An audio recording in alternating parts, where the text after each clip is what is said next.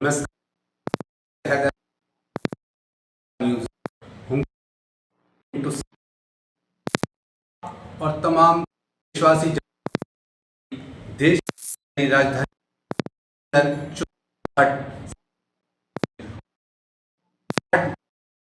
तो शुरू से आगे आगे के लिए करते हैं अपनी पार्टियों से। आज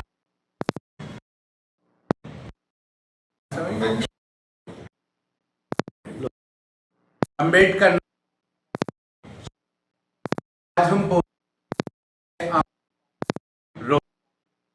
और की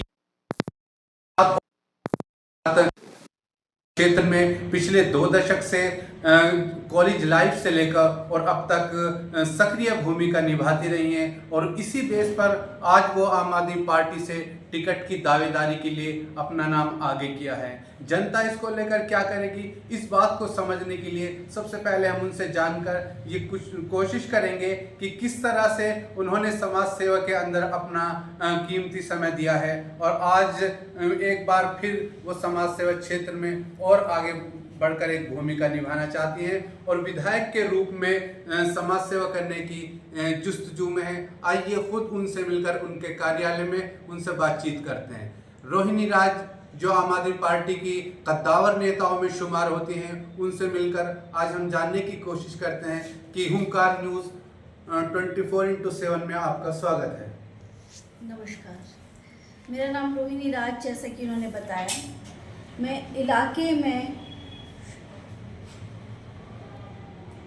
इसमें नमस्कार, जैसा कि इन्होंने बताया, मेरा नाम रोहिणी राज है।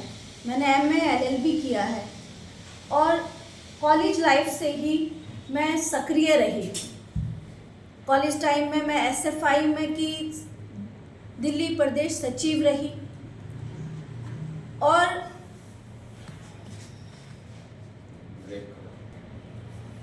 नमस्कार, जैसा कि इन्होंने बताया, मेरा नाम रोहिणी राज है। मैंने MA LLB किया हुआ है और मैं इसी क्षेत्र में जन्मी और पली बड़ी हूँ। यहाँ के लोगों के बीच रही हूँ, इसलिए यहाँ के लोगों की समस्याओं से भली भांति परिचित हूँ। मेरे पापा अम्बेडकर नगर से 2 बार विधानसभा का चुनाव लड़ चुके हैं, तो घर में राजनीतिक और सामाजिक मुद्दों पर चर्चा होती रही थी बचपन से ही, तो मेरा झुकाव इस फील्ड में रहा। जब कॉलेज में पहुंची तो मैं स्टूडेंट फेडरेशन ऑफ इंडिया, जो SFI है, उसकी दिल्ली प्रदेश सचिव रही। इसके बाद जब आम आदमी पार्टी आई तो 2012 से आम आदमी पार्टी की मैं एक अलग तरह की ईमानदार राजनीति के सिपाही बनकर अलग अलग जिम्मेदारियों पर काम किया और हर संघर्ष की घड़ी में पार्टी के साथ खड़े रहकर अपनी निष्ठा का परिचय दिया है। अच्छा, जैसा कि आपने बताया कि मैं अम्बेडकर नगर की बेटी हूं और राजनीतिक परिवेश के अंदर से आती हूं और राजनीतिक रूप से हमारे घर के अंदर एक पृष्ठभूमि रही है, उसको लेकर हम जानना चाहेंगे कि अगर बात विधानसभा से पहले हम MCD की भी कर लेते हैं कि इस बार हैट्रिक लगी विधानसभा के अंदर, फिर MCD का भी चुनाव आम आदमी पार्टी जीत गई। इसको लेकर आप क्या कहना चाहेंगे कि आम आदमी पार्टी जब MCD के अंदर चुनाव जीत कर आती है, उस कंडीशन के अंदर क्या इसकी इमेज डाउन गई है या अप गई है, किस तरह से लेती हैं आप इसे? देखिए, MCD को अभी हम जीत कर आए हैं। MCD में जैसा कि आपने देखा 15 साल से भाजपा थी और भाजपा के भ्रष्टाचार से पूरी तरह लिप्त MCD थी। पूरी दिल्ली कूड़े का ढेर बनी हुई थी। उस समस्या से जूझ रहा है अभी जो MCD है, वो उस समस्या का समाधान करने में लगी है और उसके ऊपर से भाजपा का बार बार जिस तरह का इंटरफेरेंस हो रहा है, जिस तरीके का अभी भी उन लोगों को LG से दबाव बनवा कर बार बार परेशान किया जा रहा है, वो सारी चीज़ें समस्याएं चल रही हैं। लेकिन उसके बावजूद भी आप देखिए कि कूड़े के ढेर का साइज दिन पर दिन कम होता जा रहा है। जो काम बोले गए थे, जो समस्याओं के बारे में वादा किया था, अरविंद केजरीवाल जी ने, उन पर काम हो रहा है और जो इतने सालों का भ्रष्टाचार है उससे बाहर निकालकर एक साफ सुथरी राजनीति देने में थोड़ा समय तो लगेगा। अच्छा, इसको विधानसभा चुनाव सर पर हैं, जैसे कि आपने बताया कि एमसीडी चुनाव के अंदर आम आदमी पार्टी इस वादे के साथ आई थी कि दिल्ली की कूड़े के ढेर में दबती हुई दिल्ली को निकालने के लिए एमसीडी चुनाव के अंदर जीत चाहिए, और उसका आपने बताया कि साइज लगातार घट रहा है। तो इसको लेकर क्या विधानसभा के अंदर जिस चुनाव को आप लड़ने की इच्छुक हैं, इसमें आपको इसका नफा मिलता नजर आएगा?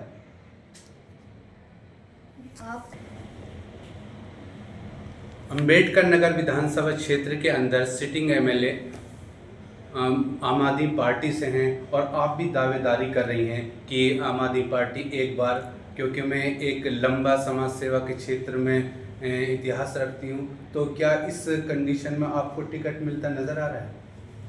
जी देखिए, जैसा कि आपने बिल्कुल सही कहा कि यहाँ पर मौजूदा विधायक 10 साल से हैं। 10 साल में जो भी उनका कार्यकाल रहा है उसका आकलन पार्टी कर रही है और जनता भी कर रही है, तो उसके हिसाब से पार्टी जो फैसला लेगी वो हमें मंजूर होगा।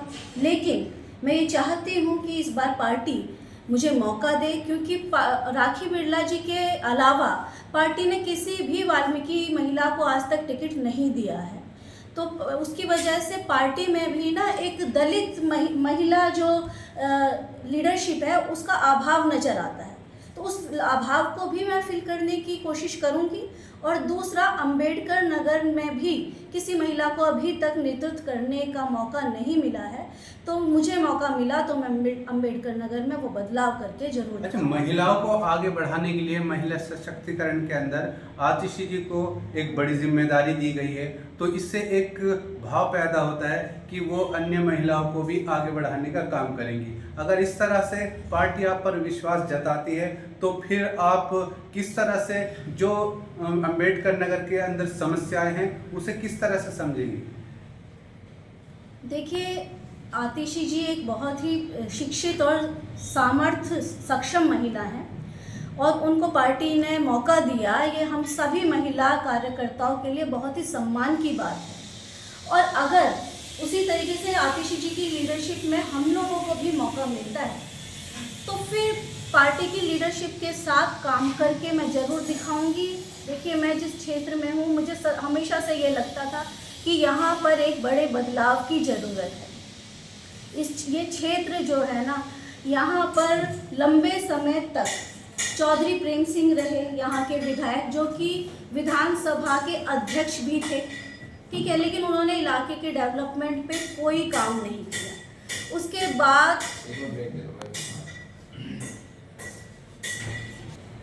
उसके बाद हमारे ही समाज के भाजपा के पार्षद रहे खुशीराम जी, जो साउथ दिल्ली के मेयर भी रहे।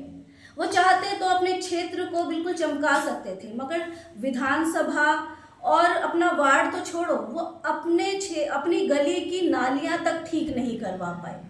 उन्होंने सिर्फ इलाके में लूट मचाने पर ध्यान दिया। वाल्मीकि समाज की जो सफाई कर्मचारी की नौकरियां हैं, वो तक उन्होंने पैसों में बेचकर समाज के साथ गद्दारी की है। मेयर रहते हुए उन्होंने जिस तरह का एमसीडी कर्मचारियों के साथ शोषण किया, जिस तरह का भ्रष्टाचार किया, उसके सारे सबूत तथ्यों के साथ हमारे पास हैं। तो इस तरह के लोग फिर दावेदारी करते हैं पार्टियों के साथ, इसे, और लेकिन जनता उसका हिसाब किताब करती है। जनता उनकी भुक्त भोगी रही है। इसी वजह से एक बार मेयर रहने के बाद खुशीराम जी ना ही अभी तक कोई दूसरा चुनाव जीत पाए हैं और ना ही जीत पाएंगे, ये हम दावे के साथ कह सकते हैं। लेकिन अगर मुझे मौका मिला तो देखिए, मैं क्षेत्र में मेरा एक बड़ा विज़न है। मैं इस यहाँ की बेटी हूँ। मैं हर वो काम करना चाहूँगी जिसकी वजह से मुझे शर्मिंदगी महसूस होती है। इसको मैं सिंप्लीफाई करती हूँ, जैसे कि आपके घर कोई मेहमान आ जाता है और आपका घर गंदा है, अस्त व्यस्त है, तो आपको शर्मिंदगी महसूस होगी ना। तो इसी तरह अंबेडकर नगर मेरा घर है और यहाँ के लोग मेरे परिवार के सदस्य हैं। तो मैं अपने परिवार के सदस्यों की समृद्धि, खुशहाली, स्वास्थ्य, शिक्षा, सौंदर्यीकरण और स्वच्छता पर काम करूंगी। यहाँ पर अंबेडकर नगर में, बल्कि पूरी दिल्ली में ही आप देखिए, बिजली पानी फ्री करी जो अरविंद जी ने, उससे बड़ी राहत लोगों को मिली। लेकिन अंबेडकर नगर में जो सीवर की और पानी की लाइनें हैं वो एक साथ जा रही हैं, जिसमें लीकेज की वजह से कई बार नलों में गंदे पानी की समस्या होती है, जिसका क्षेत्र काफ़ी समय से जिसका शिकार हो रहा है। तो सबसे पहले मैं उस पर काम करना चाहूँगी। दूसरा, आप देखोगे, अभी आप निकल के आए होंगे तो यहाँ गलियाँ ना काफ़ी कम है, चौड़ाई कम है, और जो बिजली के तार जा रहे हैं उनके गुच्छे रेलिंग से टच हो रहे हैं, जिससे कभी भी कोई बड़ी दुर्घटना हो सकती है, करंट आ सकता है, आग लग सकती है। तो वो सुचारू रूप से उसका कोई निराकरण किया जाए, उस पर हम काम करेंगे।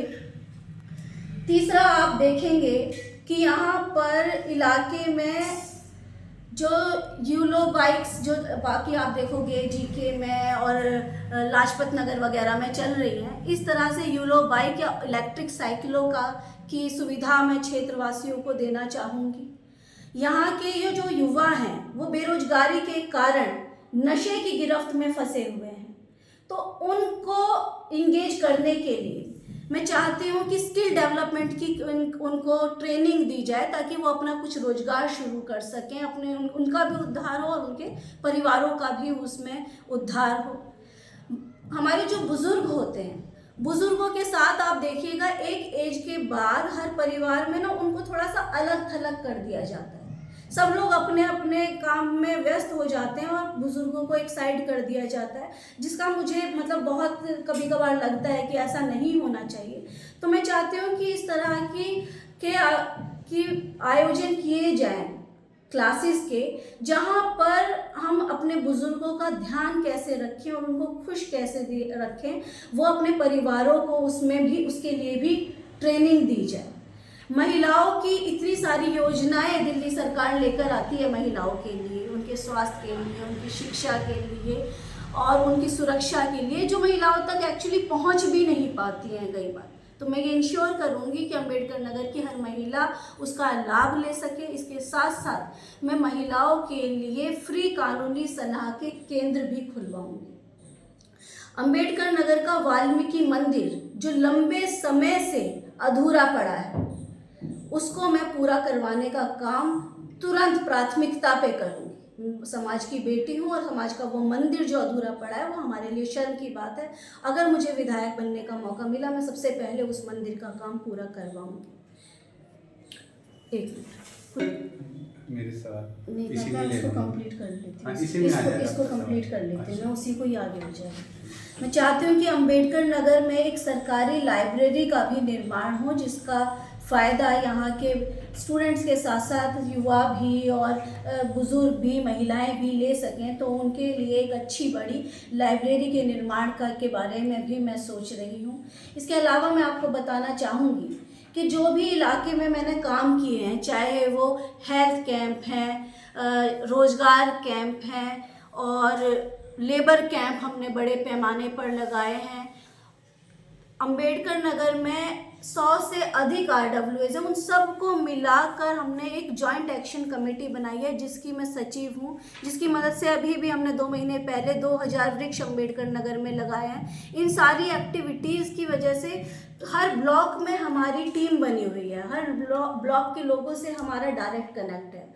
आज की डेट में भी मैं व्हाट्सएप ग्रुप्स के द्वारा भी करीब 20,000 से ज़्यादा लोगों के साथ डायरेक्टली कनेक्टेड हूँ अंबेडकर नगर की। तो मैं अगर विधायक बनती हूँ तो मैं इन्हीं ग्रुप्स को आगे और विस्तार करूँगी इसका, और डायरेक्टली इन ग्रुप्स के थ्रू लोगों की समस्याओं से जुड़कर लोगों के लिए 24 घंटे अवेलेबल रहने का काम करूँगी। आपके विचारों को हुंकार न्यूज़ ने समझने की कोशिश की है, जहां आपने वृद्धों के दर्द को समझते हुए वृद्धाश्रम की ओर कदम बढ़ाने का एक वादा अंबेडकर नगर वासियों से किया है। वहीं महिलाओं के लिए मैं एक बार फिर चाहूँगा कि जब कोई महिला किसी पद पर आसीन होती हैं तो महिलाओं को उम्मीदें बढ़ जाती हैं। और ख़ासकर आप बेटी हैं अम्बेडकर नगर की, अगर आपके ऊपर आम आदमी पार्टी विश्वास जताती है तो फिर उन बेटियों को एक उम्मीद होगी कि ये हमारे दर्द को अच्छे से समझ सकते हैं। आप जिस पार्टी से ताल्लुक़ रखती हैं वो बुनियादी चीज़ों पर काम करने में विश्वास रखती है। तो अगर आप पर विश्वास जताकर और जनता भी आप पर विश्वास जताती है और आप विधायक के रूप में चुनकर आ जाती हैं तो आपका सबसे पहला काम क्या होगा? देखिए, सबसे पहले तो जैसे कि मैंने अभी आपको बताया ही कि इलाके के इंफ्रास्ट्रक्चर पे तो काम करेंगे ही करेंगे। इसके साथ साथ हम अपने युवाओं को, जो कि युवा यहाँ पर देश भर में बेरोजगारी की समस्या है, तो उसकी वजह से जो युवा भटक रहे हैं, नशे की गिरफ्त में जा रहे हैं, मैं उस पर काम करना चाहती हूँ। महिलाओं के लिए स्किल डेवलपमेंट की, युवाओं के लिए स्किल डेवलपमेंट की क्लासेस लगाकर उनको उनकी क्षमताओं के अनुसार वो खुद अपना रोजगार शुरू करें और खुद इतनी सक्षम बने कि दो लोगों को खुद काम दे सकें। इस तरीके से उनको डेवलप करने की कोशिश करूँगी। बुजुर्ग हमारे इलाके के इनसिक्योर फील ना करें, परिवार उन्हें पूरे सम्मान और प्यार के साथ रखें। एक पारिवारिक माहौल विधानसभा का बने। जैसे पहले के गांव होते थे ना, कि सब एक दूसरे के साथ कनेक्टेड होते थे, एक दूसरे के सुख दुख में एक दूसरे के साथ खड़े रहते थे। मैं चाहती हूँ कि उसी तरीके का माहौल फिर से अम्बेडकर नगर में लेकर आऊँ, जिसमें सब एक दूसरे के डेवलपमेंट में एक दूसरे के भागीदार बने, क्षेत्र को आगे लेके जाए। मैं इस अम्बेडकर नगर को एक आदर्श विधानसभा बनाकर दिखाना चाहती हूँ, क्योंकि आप जानते हैं कि देखिए, दलित इलाकों में भी उतना ही फंड दिया जाता है और जीके और क्या कहते हैं मालवीय नगर जैसी विधानसभाओं में भी उतना ही फंड दिया जाता है। लेकिन आप देखिए, ग्रीन पार्क कॉरिडोर कितना बढ़िया बना है। इसी तरीके से चिराग दिल्ली वाला आप देखेंगे। इसी तरीके से मैं चाहती हूँ अम्बेडकर नगर में भी कुछ इस तरह के डेवलपमेंट हो कि दिल्ली के लोग देखने के लिए आए कि अम्बेडकर नगर ऐसी विधानसभा बनी है। हम भी इस तरह के काम अपने इलाकों में करके दिखाएंगे। तो इस तरीके के हम अपने इलाके में सौंदर्यीकरण का भी काम करेंगे, ताकि यहाँ पर आने वाले लोगों को दूर से यहाँ की बदबू से, यहाँ की गंदगी से ये एहसास ना हो जाए कि हम एक दलित बाहुल्य क्षेत्र में आ रहे हैं। ये एक जो शर्मिंदगी यहाँ के लोग उठाते हैं, मैं उस पर सबसे पहले काम करूँ। आम आदमी पार्टी की कद्दावर नेता रोहिणी राज एक बड़ा विज़न लेकर लोगों के बीच जाने की कोशिश और जुस्तजू में लगी हुई हैं कि अगर हमें मौका मिलता है तो हम जो बेसिक चीज़ें हैं उस पर गौर किया है, कि वो सौंदर्यीकरण की बात हो या फिर वृद्धाओं के लिए विशेष कार्य की बात हो या स्किल डेवलपमेंट की बात हो, हर क्षेत्र पर पैनी नज़र बनाए हुए हैं और लगातार इस कोशिश में है कि किसी भी तरह से इस क्षेत्र को पूरे दिल्ली प्रदेश के अंदर आदर्श विधानसभा के रूप में हमारा अम्बेडकर नगर क्षेत्र जाना जाए। इसको लेकर उन्होंने सारी चीज़ों पर एक साथ रोशनी डाली। और हम एक आखिरी और अंतिम सवाल रोहिणी राज से करना चाहेंगे कि आम आदमी पार्टी आपको और क्या बेस है जिस पर वो आपको टिकट आपके हाथ में थमा देगी? देखिए, इलाके में वाल्मीकि समाज की अम्बेडकर नगर की बेटी हूँ। यहाँ के लोगों का पूरा समर्थन मुझे प्राप्त है। यहाँ के लोग बहुत ज़्यादा उत्साहित हैं, क्योंकि अम्बेडकर नगर में आज तक किसी महिला उम्मीदवार को किसी भी पार्टी ने मौका नहीं दिया है। ठीक है, पहली बात तो ये कि मैं पहली महिला होंगी आज तक के इतिहास में अम्बेडकर नगर से। दूसरी बात, यहाँ पर जो भी मेरे काम रहे हैं, जो कि मैंने अभी आपको गिनवाए, और एक चीज़ मैं आपको और बताना भूल गई, मैं आपको बताना चाहूँगी। 1992 में जब बाबरी मस्जिद गिराई गई थी तो पूरे देश में सांप्रदायिक माहौल बन गया था, दंगे शुरू हो गए थे। उस समय में अम्बेडकर नगर के कुछ मौजिज़ लोगों ने अम्बेडकर नगर सांप्रदायिक सद्भावना समिति का गठन किया था, जो कि क्षेत्र में शांति और सद्भावनाएं बनाए रखने पर काम करती रही। आज भी अगर देश भर में कहीं भी कोई सांप्रदायिक घटना होती है तो हमारी ये समिति तुरंत एक्टिव होकर क्षेत्र में लग जाती है, मीटिंगें करने, लोगों से मिलने। इसमें क्षेत्र के सभी समुदायों के लोग हैं। तो मैं 3 साल से इसकी संयोजक हूँ। इसका मुझे सौभाग्य प्राप्त हुआ है और इसके रहते आप देखिएगा कि पूरे दिल्ली में या देश में कहीं भी आपको सुनने को मिल जाएगी, लेकिन अम्बेडकर नगर में आज तक कोई सांप्रदायिक घटना आपको सुनने को नहीं मिली होगी। ये सारी चीज़ें हो गई। 100 से अधिक RWS का समर्थन मुझे प्राप्त है। क्षेत्र में मैंने इतने काम किए कि हर ब्लॉक में मेरी टीम बनी हुई है। पार्टी की हर जिम्मेदारी पे मैंने अपना पूरा योगदान दिया है। पार्टी के साथ ईमानदारी से पूरा मैंने काम किया है। और देखिए, पहले जो विधायक रहे, कोई पार्षद रहे, किन्हीं भी पार्टियों में रहे, उनको पार्टियां देख चुकी हैं, उनको जनता देख चुकी है। जनता ने उनके कामों को देख लिया है। जनता अब एक नए चेहरे के, एक ईमानदार छवि वाले, शिक्षित एक उम्मीदवार का इंतज़ार कर रही है अम्बेडकर नगर की जनता। और मैं उन्हीं सभी पैमानों पर खरी उतर रही हूँ। सबसे बड़ी बात, अम्बेडकर नगर के लोग, मैं आपको एक और बताना चाहती हूँ, हमारा समाज ना बहुत कुछ मैंने जो समझा है अभी तक, बहुत इमोशनल समाज है। यहाँ के लोगों के लिए सबसे इम्पॉर्टेंट अगर कुछ है तो उनकी बेटियों का मान सम्मान है। अगर पार्टी मुझे मौका देती है तो अम्बेडकर नगर के लोग अपनी इस बेटी के इस मौके को अपने मान सम्मान समझ के, अपने मान सम्मान का सवाल समझ के, चाहे वो किसी भी पार्टी और कहीं भी जुड़े हुए होंगे, सब एक होकर पार्टियों से ऊपर उठकर मुझे समर्थन देंगे। ऐसा उन लोगों ने मुझसे भी वादा किया और ऐसा मुझे पूरा विश्वास है कि ऐसा होगा और एक तरफा सीट जीत कर देंगे। इसमें मेरे को कोई भी संदेह नहीं है। सिर्फ अम्बेडकर नगर नहीं जीतेंगे। मैं आपको आज एक बात और बता दूँ, आज आप, ये मैं ऑन कैमरा बोल रही हूँ, सामाजिक तौर पे ये सारा हर जगह जाएगी मीडिया में बात, आप नोट कर लीजिए। अगर पार्टी मौका देती है तो अम्बेडकर नगर की सीट दिल्ली में सबसे ज़्यादा मार्जिन से जीतने वाली सीटों में से एक होगी। धन्यवाद।